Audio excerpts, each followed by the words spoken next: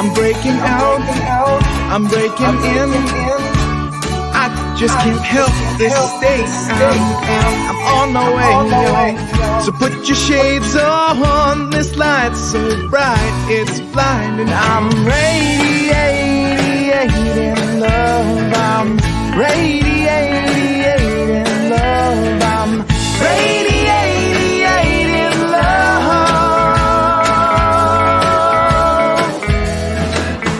Breaking free, I'm breaking ground. I can't explain this thing I found. The clouds have moved on. I got my groove on. This pep in my steps infectious. I'm radiating love. I'm radiating love. I'm radiating love. I've been stuck in a rut. I've been shit out of luck. I've been wondering what is up with me. And then I realized it's up to me to decide. I can just be radiating love. I'm radiating love. I'm radiating love. I'm radiating love.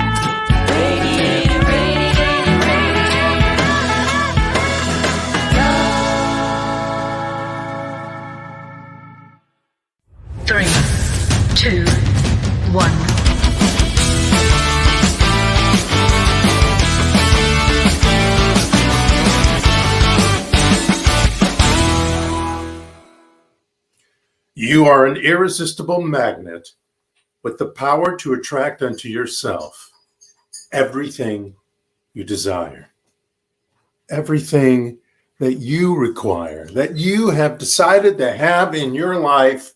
You are the magnet to that. Do you know that? Do you understand that? Do you believe that? Do you embody that?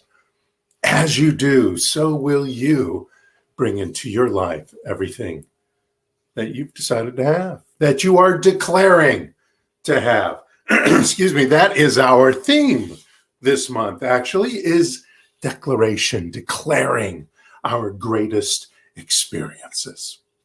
Hi, and welcome to the Sunday celebration here at the New Thought Spiritual Center, our Sunday symposium, our Sunday workshop, seminar, whatever you want to call it, where we meet for an entire hour and talk about tools to make our life, even if it's a great life, even better. I'm the Reverend Dr. Jay Willick. I'm the senior minister here at the New Thought Spiritual Center, and I am so happy that you have decided to radiate your love with our love, bringing peace and harmony not only into your world, but our world, and thus the world. What is the New Thought Spiritual Center all about? We get new people every week from all over the world, so I like to repeat our statements of principles. So watch this.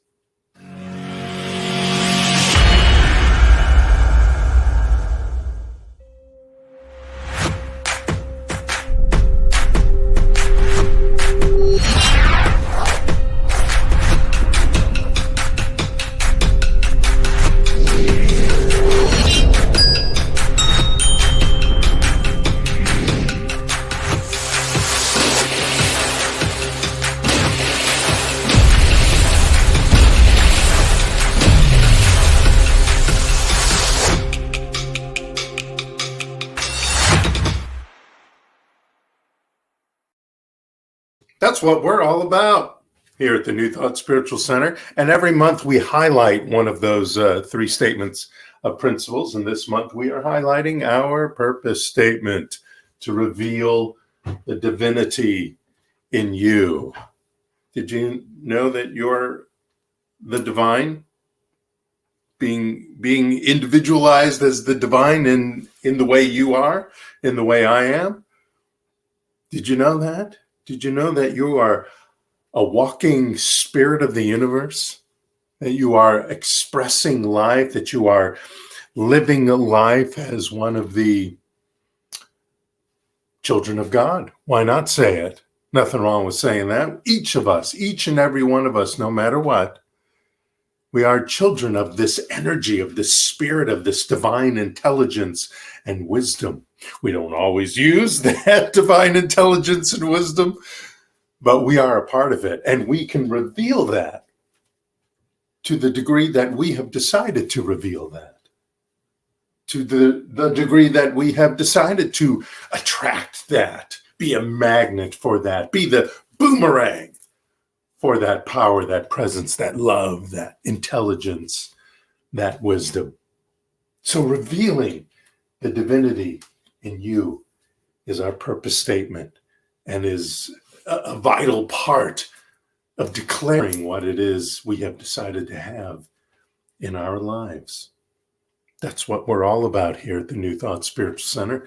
Again, welcome. Let's take a deep breath together right this minute. Take a deep breath in through your nose. Just hold it for 3, 2, 1, and let it out through your mouth. You can make a noise if you want. You're probably by yourself somewhere at home, in your kitchen, getting breakfast ready, or depending on what time of day it is, maybe you're cleaning up. But take a deep breath with me again. Hold that wonderful oxygen in, knowing God is, the divine is, spirit is. Hold it in. And then as you let it out, know that I am, meaning you are, we are that God spirit, that universal presence and power right here and right now. And if you would, please close your eyes. If it's comfortable for you, you don't have to do that. Leave them at a soft focus is always nice. And let us remember that we radiate this love and wisdom. We radiate this godness, this divinity. It reveals itself within each and every one of us in our personal way. And so I declare in this moment that we are free in our independence. We are free in our individualization. We are free in our personalization of this divine energy, this love energy, this intelligence that it expresses itself through the light of each and every one of us. And as we step into this life, as we step into the bold and brave expression of this life, we bring forth into our lives, we attract into our lives, we become a magnet for our lives being full of affluence, influence, kindness, respect, wisdom, beauty. And all that comes to us with great gratitude for an appreciation of these different items, different ideas, different things coming into our lives that are positive and beautiful and wise. We stand tall in our power. And so I just release this word, these words, this powerful knowing into the universe, into the law that says yes, that hears and listens and takes and creates with us the perfect life, the best life, the happy and joyous life. As together we say, and so it is. Our sacred reader this morning is Reverend Gary Oltman, who is on our board of trustees, who's our treasurer, in fact. And You get to enjoy Reverend Gary today and his bits of wisdom, and I'm not sure what he's talking about. I'm excited as you are to hear. But first, he wants to bring on some wild horses and show you how they live free and independent, how they reveal the divinity that is with them as well. So watch this, the wild horses.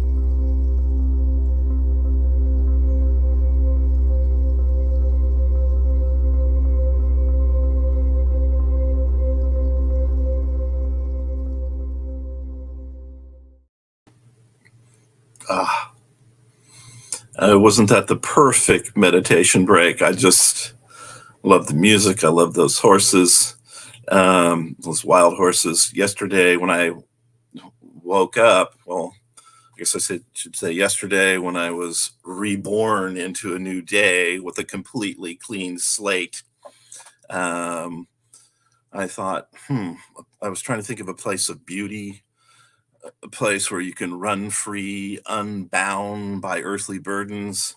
And what came to me as a metaphor was wild horses. So I had to jump up and start writing something down and find something beautiful on wild horses. And I sure hope you enjoyed that. To me, they're such powerful, strong animals. And when they're running, their tails stretched out behind them, their long mane flowing back from their neck. When they're running through a clearing or across the plains, they're not bound by a person on their back with a bridle in their mouth, trying to pull them in every direction that the rider chooses. They are freedom and experiencing freedom and expressing that with that play, with that joy, just like us. Way back in the 70s and early 80s, I was living in San Francisco, and I was on campus at San Francisco State University, and my roommate was one of my longtime childhood best friends. And the freshman year, we didn't really have a car, or I should say, Todd didn't have a car, because his father wanted him to initially experience the city without that privilege. His family had a little more money than mine, so me having a car would take a little bit longer than him, because in the second year, we were very fortunate, and his dad let him have this sweet gold Monte Carlo. And there, and, we became like wild horses at that point. We would just hop in that car with really not any destination in mind, and explore every inch of that city. We would just, sometimes we had a destination, but usually we were just wanderers. We were wandering across that plain of the city, just open to whatever, might behind a turn that we take that we weren't expecting to see. The city is such a place of beauty. The Victorians, the Golden Gate Park, the spice of all the different neighborhoods, the view of the bay and the bridges from the hilltops, the whitecaps on the ocean on one side and the bay on the other. 7 square miles for us to explore. That was our open plain. That was where we were living in heaven. And one day, I don't remember what I said, but maybe something related to having a little less than he was raised with. But he said, Garrett, everything will be fine in the end. We will have our homes. We'll be doing fine. And you know what? It really has been. As I look back, it's been more than fine. The real secret that I found in making it fine was letting go of the expectations that the world wanted me to live by, and embracing my own dreams, setting my own expectations of how I wanted to live, cutting those reins that tried to steer me in the direction of the world's choosing. I could follow my vision. It's kind of where I was as a teen and all my life. But you have to be a little bit of a rebel to follow your own vision in a world that wants to corral you in, so to speak. And well, actually in ministerial, we actually, in the science of mind, we are kind of rebels. Like in ministerial, we had a book called Spirits in Rebellion, about all the great New Thought leaders that came about in the late 1800s, when this teaching kind of rose to prominence. And we were the ones that took the power out of the sky and the clouds above us, and we put that down all around us. We saw that power right within us. So we joined spirit and the human and became spiritual beings. That's why we were rebels. And what really kicked this into high gear for me is when I got into New Thought and the teaching of the science of mind, is it showed me a way to connect this feeling that I always had with there's something greater out there. But most importantly, it showed me, as I was saying, that what was out there was right within me. A power I could very intentionally direct, co-create with, to just live my best life. So this brings me to a quote by Rumi. I just love Rumi. And what Rumi writes here is, a moment of happiness, you and I sitting on the veranda, apparently two, but in one soul, you and I. We feel the flowing waters of life here, you and I, and the garden's beauty and the birds singing. The stars will be watching us, and we will show them what it is to be a thin crescent moon. You and I, unselfed, will be together, indifferent to idle speculation, you and I. The parrots of heaven will be cracking sugar, and as we laugh together, you and I, in one form upon this earth, and another form in a sweet, timeless land after. I've always been a dreamer. I've lived in my imagination. As an introvert, I've cultivated a healthy inner world.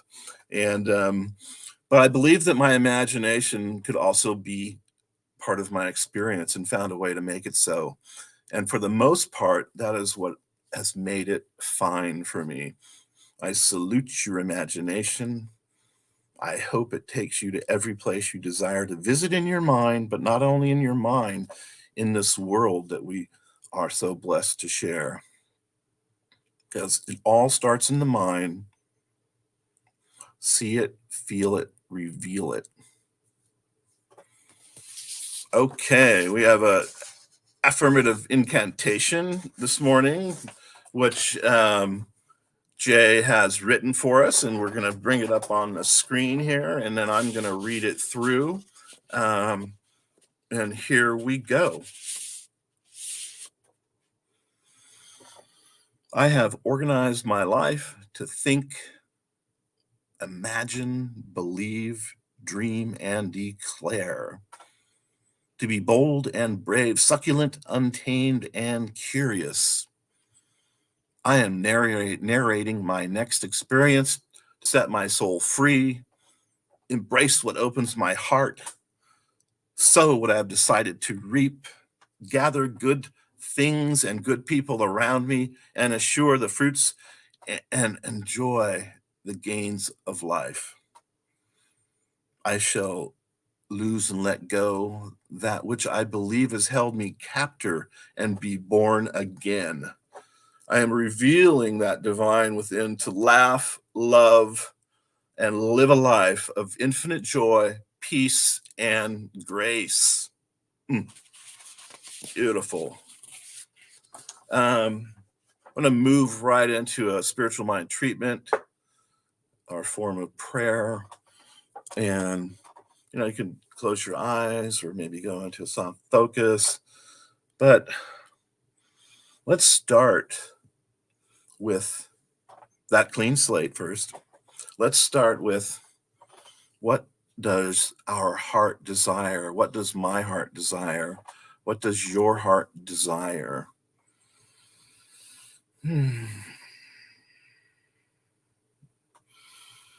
Take a minute to rest with that question in your heart. Your heart, the center of intuition, your heart, the center of divine wisdom, is aching to be revealing something to you right now. What does it desire for you?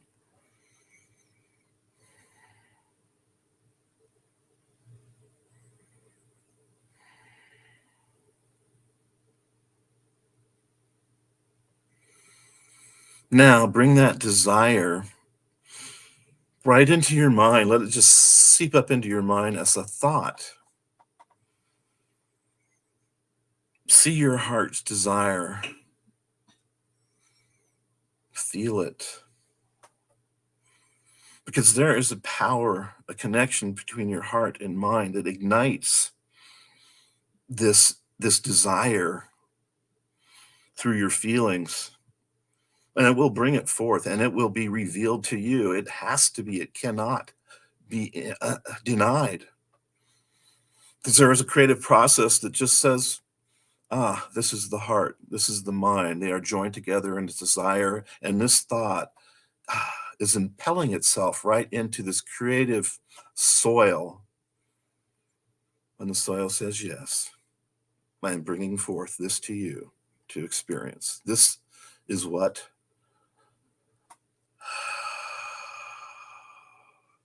is going to happen in your life. You can't say no. It's now being acted upon, and I am so grateful for this. As we release these collective ideas, these collective desires right now, it is done. The creative process is in motion, and together we can just sit back, relax, and say, and so it is. So it is. So it is. So it is. Thank you so much, Gary. We're going to let Gary go for a second and flip over to Reverend Barbara, who has a song for us this morning. The wild, creative ideas of Reverend Gary. Love it. Such beautiful. All those horses, so beautiful, weren't they? Did you get the affirmative incantation? It'll be in the notes, in the both the YouTube live notes and the Facebook notes, so you can find it there. And then, of course, tomorrow or Tuesday morning, I will bring out a e-blast, which will have the well, this is really popping out, isn't it? Which will which will have the affirmative incantation in there for you to use all week. Remember, once in the morning when you get up, and then right before you go to sleep, you want that idea, that story to lie and lie in your subconscious, to just kind of allow your subconscious to soak that up so that it becomes an unconscious and automatic idea in your life all week, every week. So I see Barbara waving at me, which is meaning that she's ready to defy gravity. Reverend Barbara. Good morning.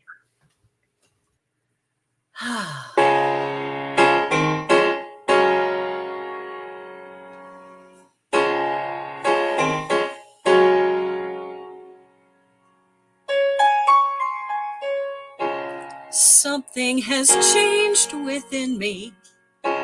Something is not the same. I'm through with playing by the rules of someone else's game. Too late for second guessing. Too late to go back to sleep.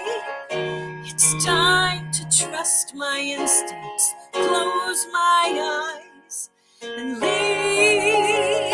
It's time to try defying gravity. I think I tried defying gravity, and you can't pull me down.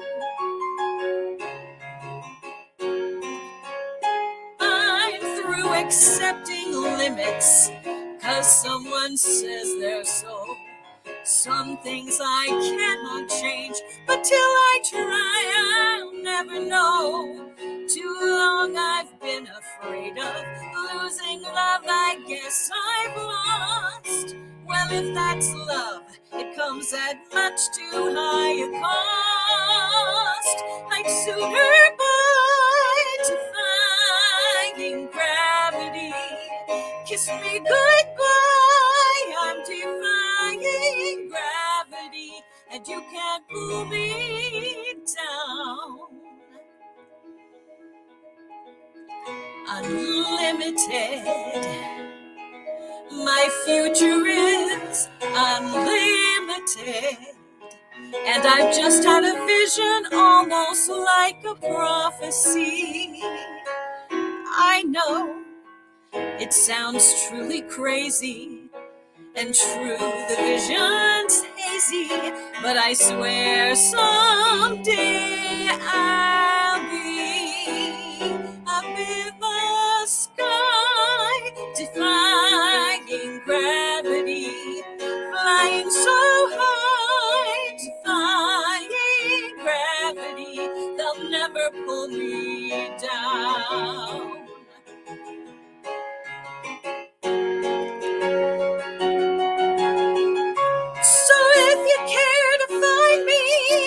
Look to the western sky. As someone told me lately, everyone deserves the chance to fly. And if I'm flying solo, at least I'm flying free.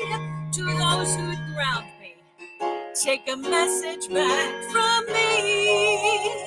Tell them how I am defying gravity, flying so high, defying gravity. Soon I'll match them in renown. And there's no one in all this world, nobody that there is or was is ever gonna bring me down.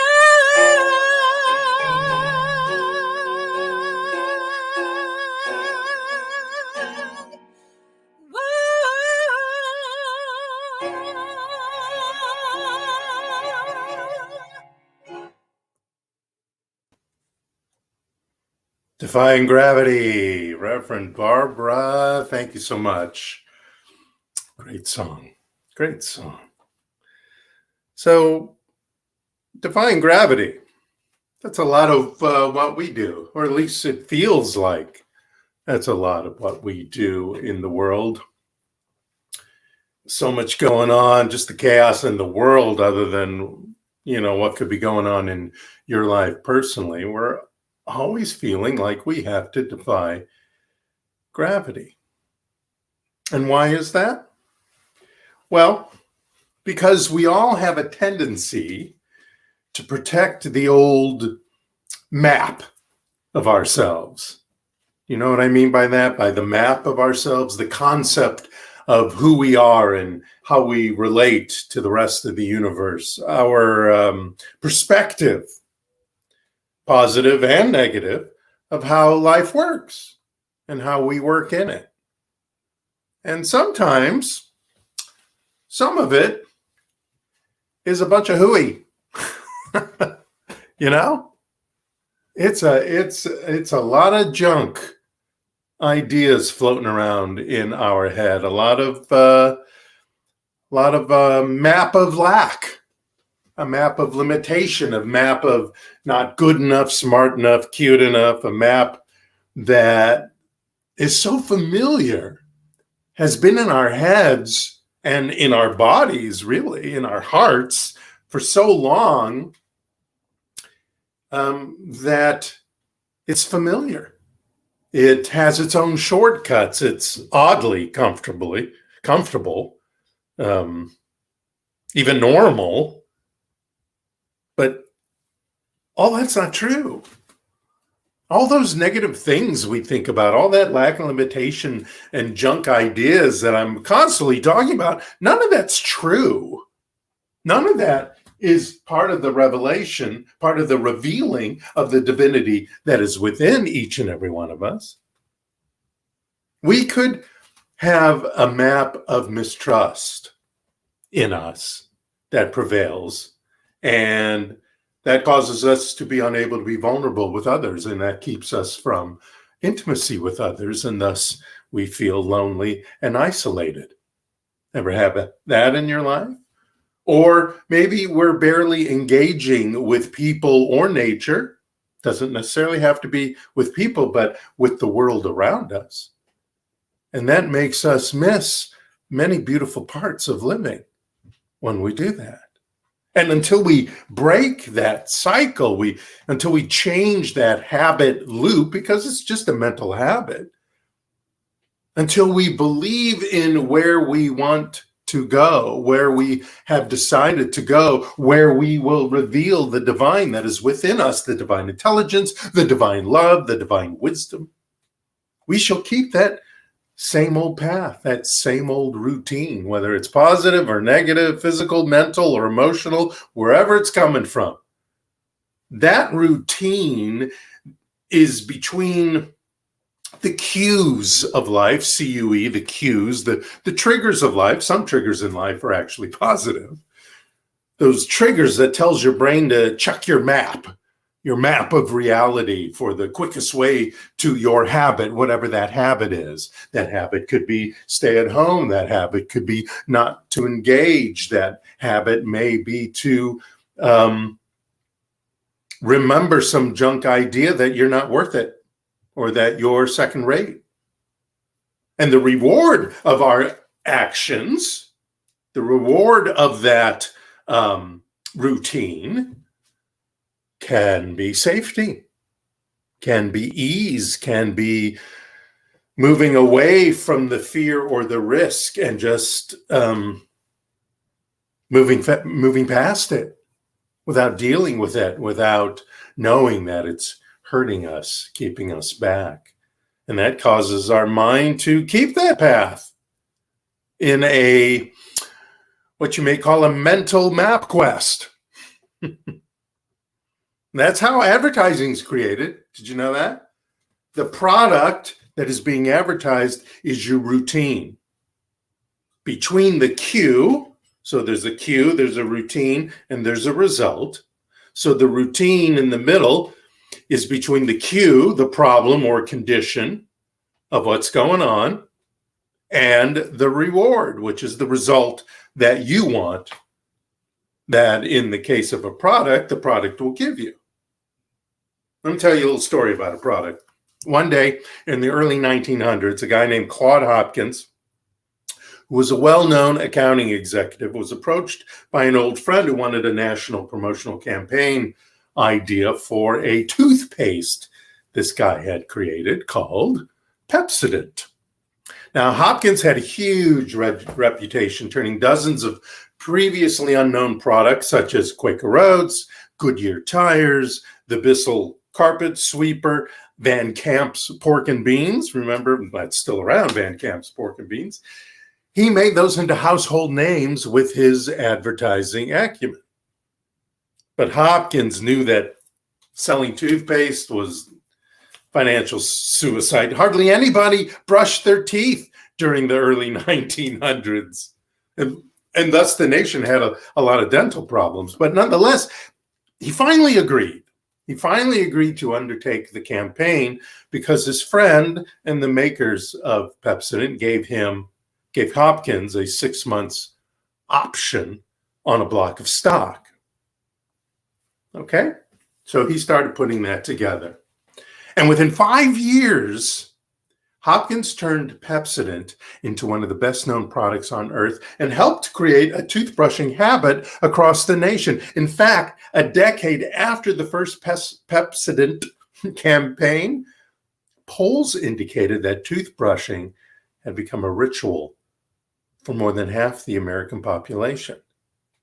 Before, it was like 7% in polls where people said they brushed their teeth or not. Now, how did he do this? What was the science behind this? Well, Hopkins had found a certain kind of cue and reward that fueled a particular habit. Remember? Cue, there's the cue, then there's a habit, the routine, and then the reward. It's a connection so powerful that even today, these basic principles about cue, product, and reward as far as advertising is used by video game designers, food companies, hospitals, millions of salespeople globally. What happened was he created a craving that makes the cues and the rewards work and powers the habit loop. To sell Pepsodent, Hopkins needed a trigger, right? That would create a need for the toothpaste's daily use. He had to persuade people, and that was the trigger, to use it every day for it to become a habit. So he started doing research. He dug deep. He did a lot of reading. Remember, it's 1900s, so there's no internet. So he had to actually go to a library and read. And he found this reference in the middle of some dental book about the mucin plaques on teeth. That kind of yellow film that's on your teeth, especially if you don't brush them. And he called that the film. And he wrote about this, and he said, that gave me an appealing idea. I resolved to advertise this toothpaste as a creator of beauty to deal with that cloudy yellow film. So despite the lack of medical evidence that a toothpaste even helped remove the film, he decided to exploit this discovery. The film, as a cue, would trigger a habit to use Pepsodent. And soon, cities were plastered with Pepsodent ads, saying things like this: note how many pretty teeth are seen everywhere. Millions are using a new method of teeth cleaning. Why would any woman have dingy film on her teeth? Pepsodent removes the film. So Hopkins had found a cue that was simple, had existed for ages, and was so easy to trigger that an advertisement could cause people to comply automatically. And to top it, the reward, as Hopkins envisioned it and as it was advertised, was even more enticing. After all, who doesn't want to be more beautiful, have a prettier smile, especially when all it takes is a quick brush with Pepsodent? You wonder where the yellow went when you brush your teeth with Pepsodent. Within 3 weeks of that campaign starting, the demand exploded. The company couldn't even keep up with the orders. And within a decade, Pepsodent was the top selling goods in the world, and remained America's best-selling toothpaste for more than 30 years. 30 years. With over 65% of Americans having a tube of that in their medicine chests. All because he realized there was a cue and a routine and a result. The cue was this film on your teeth because you didn't brush them, you didn't clean them. You used Pepsodent, and the result was a beautiful smile. So like MapQuest or Waze, mental habits take you the fastest way to your destination, right? That's the mental habit. That's the routine. Based on the parameters you give it, though. Your perspective on how life works, what you believe about who you are and how you work in the universe. So to change that map, to change that routine, whatever the cue is, the cue could be about relationships. The cue could be about your financial situation, your bodily health. The cue could be about your peace of mind. Whatever it is, we have to reboot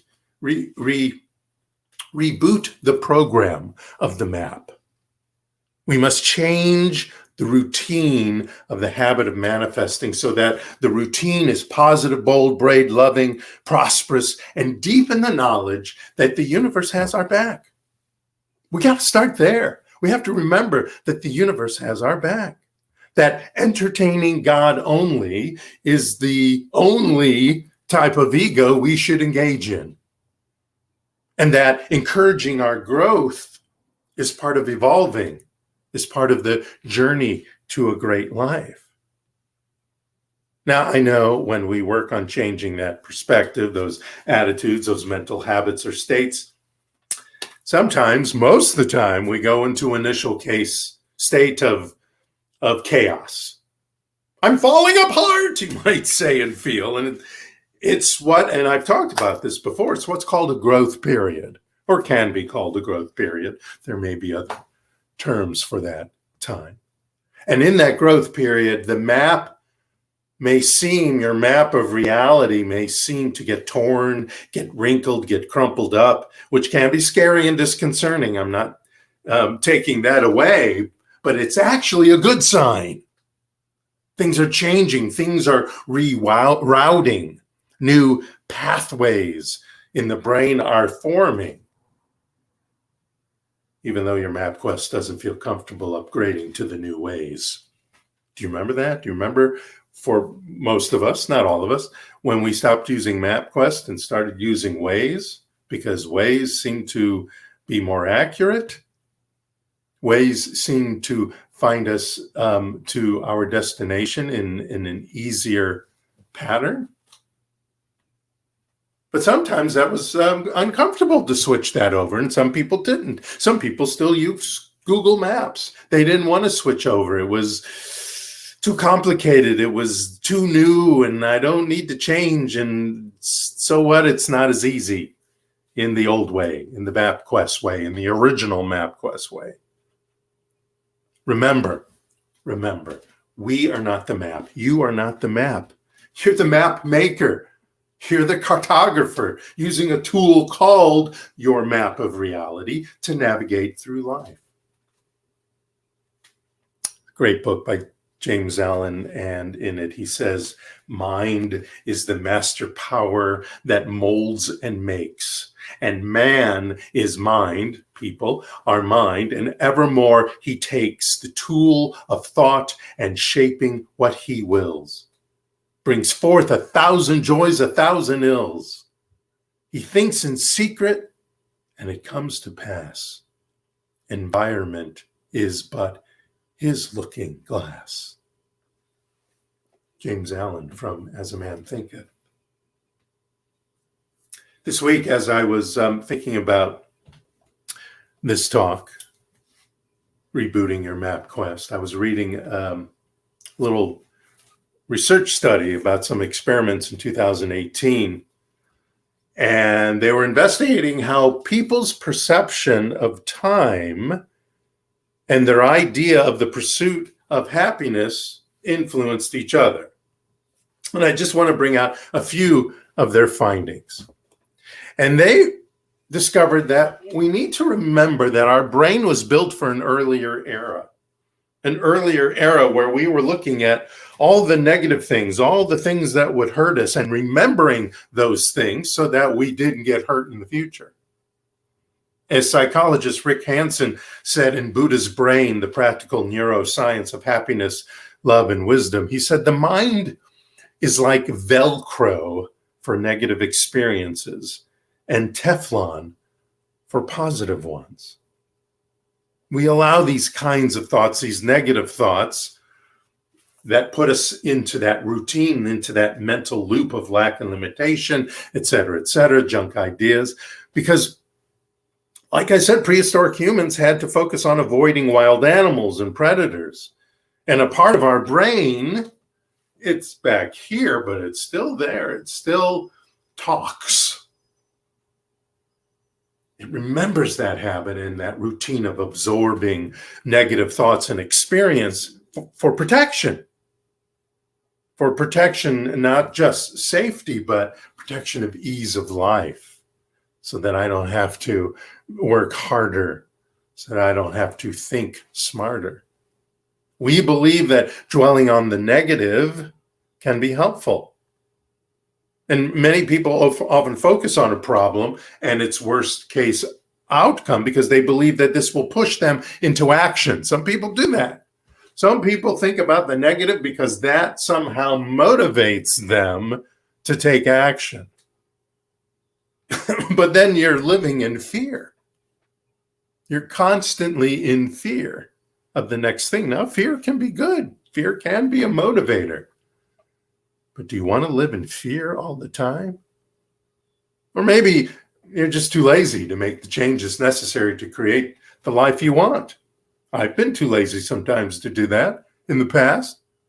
Or maybe you're afraid of change and uncertainty, because in change there can be uncertainty. And so you remain in the familiarity and mediocrity of your easy but presently negative circumstances. Our habits keep us stuck in disempowering patterns. And when we challenge those maps of reality, when we challenge those maps of habits, we may be surprised to discover just how many negative and disempowering thoughts we routinely have. Listen to yourself. Listen to yourself.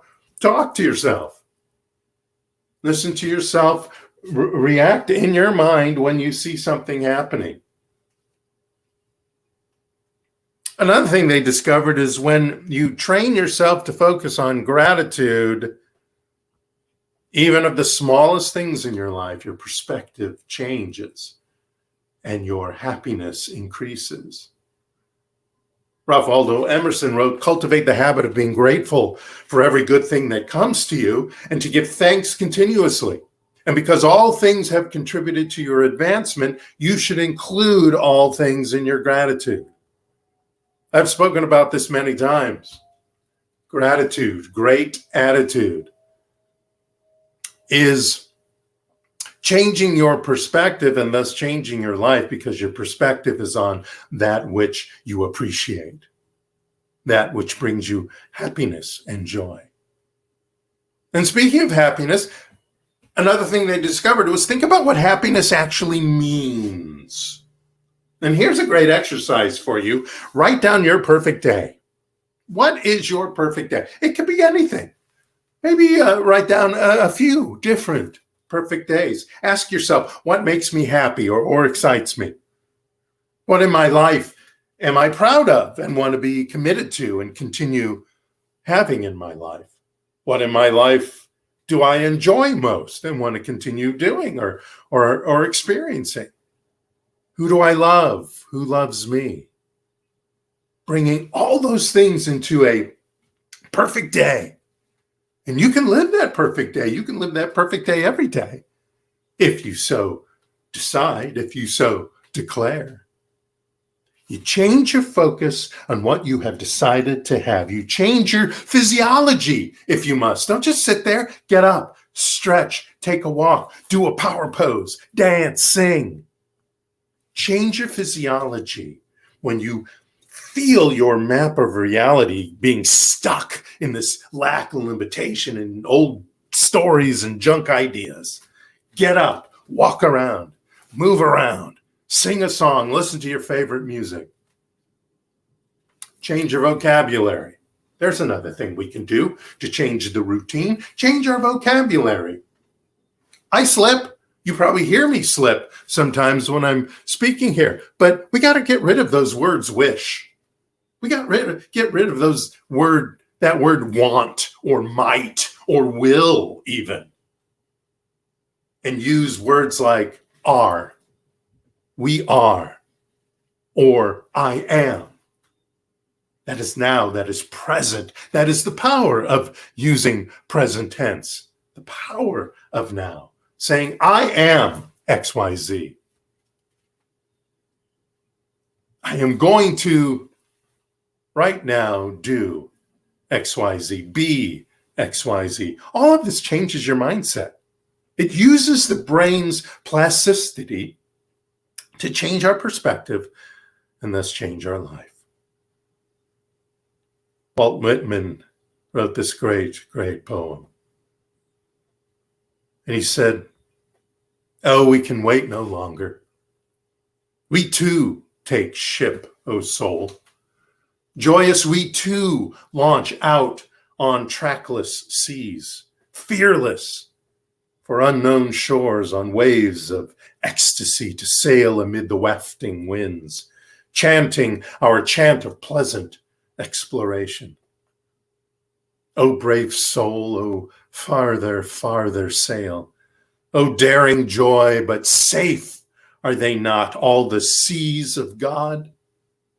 O farther, farther sail. You are a personal representative of the living spirit, the power and presence of the universe, the creator, creation of all things, the energy of love and wisdom and peace. You are the captain of the ship, the navigator, the map maker. And the faster that concept is your map of reality, the faster your reboot is accomplished and the farther you will sail to your best life. The map of your reality is a changeable map. If it goes into chaos, the chaos is just part of the process of the upgrade and the reboot of the map quest. Know that you're not falling apart. You're merely trading an ineffective version of MapQuest for a better one with new paths, new ways, new and more positive, effective routines leading towards the reward of a more loving, affluent, creative, successful, and joyous life. When we reboot our MapQuest,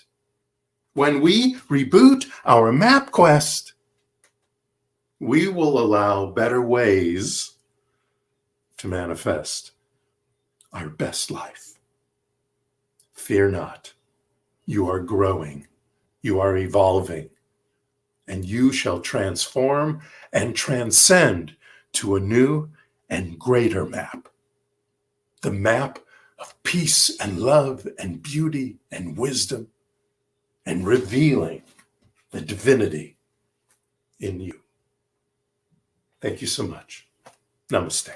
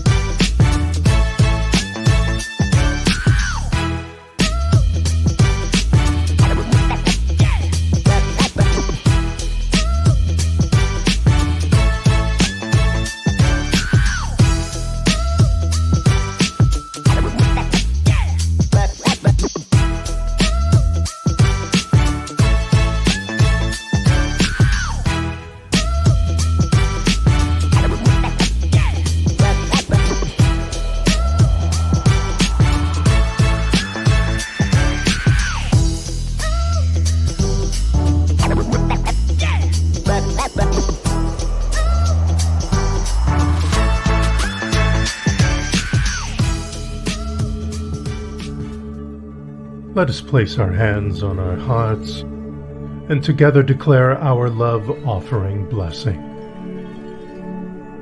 Divine love consecrates my gift.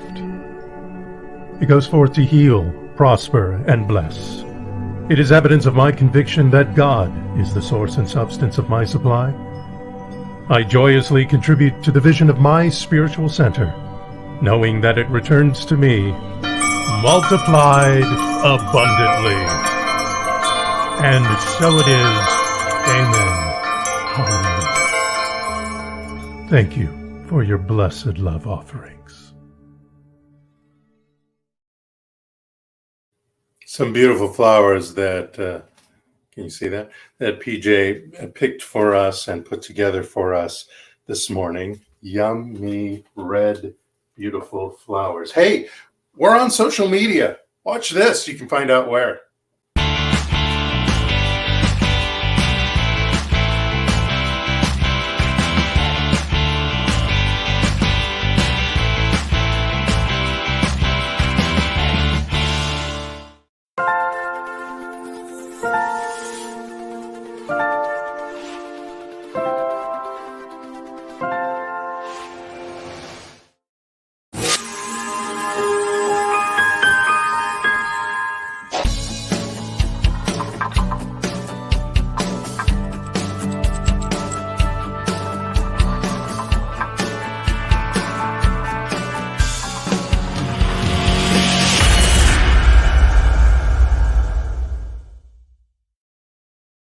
Be recording that affirmative incantation for this week on TikTok right after our gathering this morning.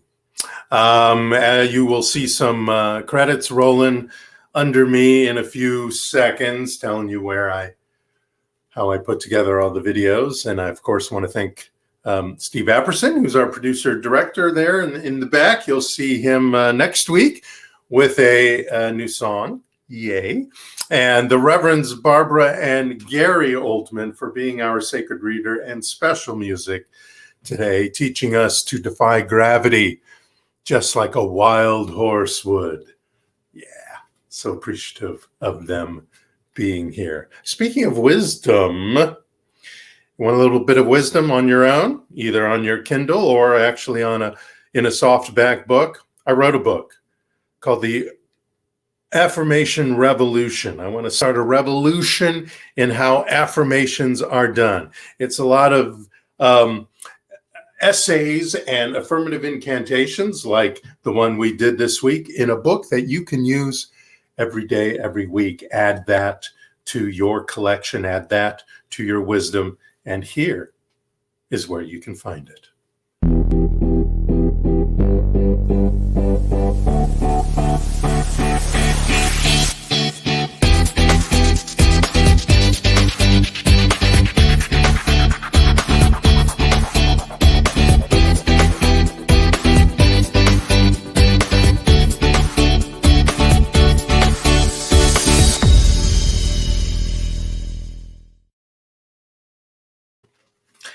And I encourage you to get it while you can. There are things floating around where the possibilities of that book changing and moving and expanding is in the works. But for now, please go to Amazon, find that book, and bring more of these ideas and these affirmative incantations, not just into your life, but into your mind, into your consciousness. You change your perspective, you change your life. We're going to close our gathering this morning with a song by Phil Coulter called Home from the Sea. It's a beautiful kind of sea shanty, and that'll be right at the end of the broadcast.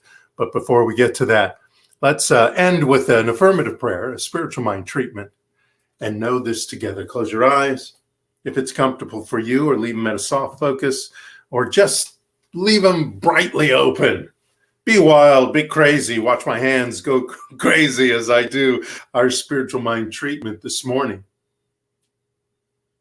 Let's reset just a little bit, reboot just a little bit by taking a slow, deep breath through our nose. Expand that chest, open your arms, Let God in. Let Spirit in and let out this air. Shh. Knowing that that Spirit that is revealing itself in you as a part of you is you. You are it. It supports you. It backs you. It is for you. For you. This power and presence, this mind, this divinity, this godness, it is for you. It lives with you, as you, at all times, in all places, in all conditions. It never goes away. This power, this presence, this energy, this wisdom is there to reveal itself for you to grab onto, to turn on the map of the universe versus the map of your old stories and junk ideas. The map to the universe has been rebooted. We have done that today. We have started that process right here and right now, so that your journey right here and right now is through the revelation of the power and presence of Spirit in your mind, in your life. The light illuminating the perfect pathway to your best life, to your happy life, to your affluent and successful life, to a life that is succulent and wild and bold and brave and happy and peaceful. That is the new map quest. That is the new ways to be. Through the divine that is you. Through the light that is shined through the divine intelligence and wisdom and love of the universe. Through the energy and power of the Big Bang showing you the way. You, the power of you right here and now, prevails in a map destined for happiness, in a path leading you to joy. So we take that first step, and we take that second step, and we keep stepping on that pathway to a wonderful life, to a magnificent life, to the life you deserve and the universe wants for you.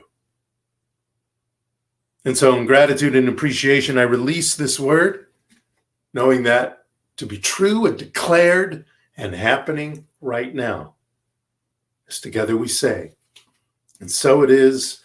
Amen, amen, hallelujah, abracadabra. Oh, shanti, shanti, shanti.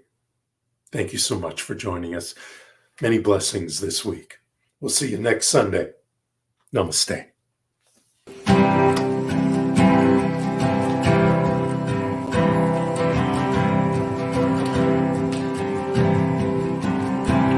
On a dark, stormy night, with the wind at its height, the lifeboat answered the call.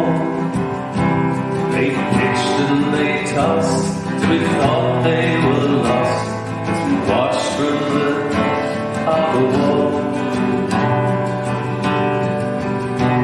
The night was pitch black, there was no turning back. Someone was waiting out there. Brave volunteer to give his fear and join in a silent prayer and carry us home, home, home from the sea. Angels of mercy, answer our plea and carry us home, home, home from the sea. Carry us safely home from the sea.